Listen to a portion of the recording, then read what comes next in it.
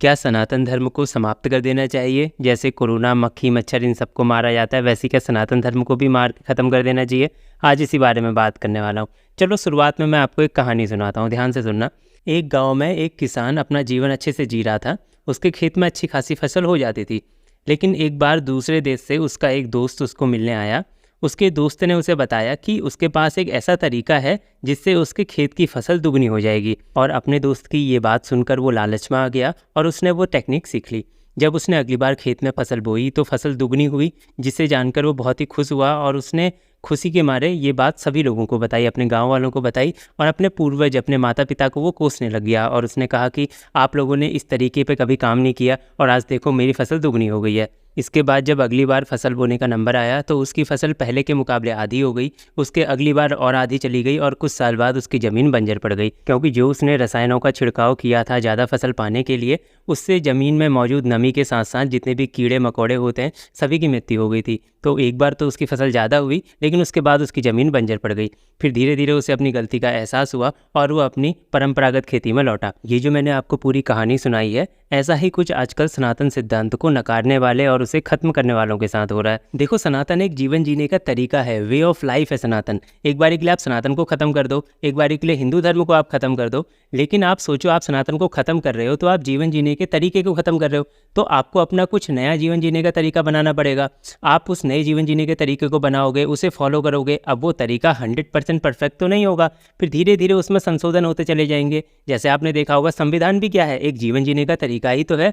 फिर उसमें क्या, जब से संविधान बना है तब से कितने संशोधन हो गए उसमें, और आने वाले टाइम में भी होते चले जाएंगे। धीरे धीरे जब संशोधन करते करते करते आप अपने बनाए गए जीवन जीने के तरीके को देखेंगे तो आपको लगेगा यार ये तो कुछ देखा देखा सा लग रहा है। फिर आपको पता चलेगा अरे यही तो सनातन था जो आज से इतने साल पहले हमने इसको बैन कर दिया था, हमने इसे ख़त्म कर दिया था।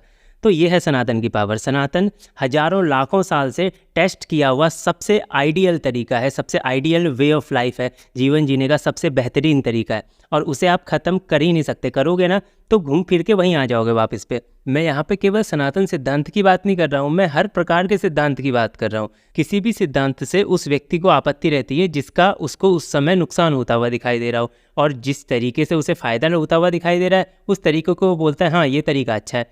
जैसे कि आप मान लो एक गांव है, वहाँ पे चुनाव होने वाले हैं और वहाँ पे एक आदमी है जिसने 5 साल से बिजली का बिल जमा किया ही नहीं है, ठीक है। और अचानक से उसने बोला कि चलो मेरे पास रुपए आ गए हैं, मैं बिजली का बिल 5 साल का इकट्ठा जमा कर देता हूँ। और उसने 5 साल से जो बिल जमा नहीं किया था उसे जमा कर दिया।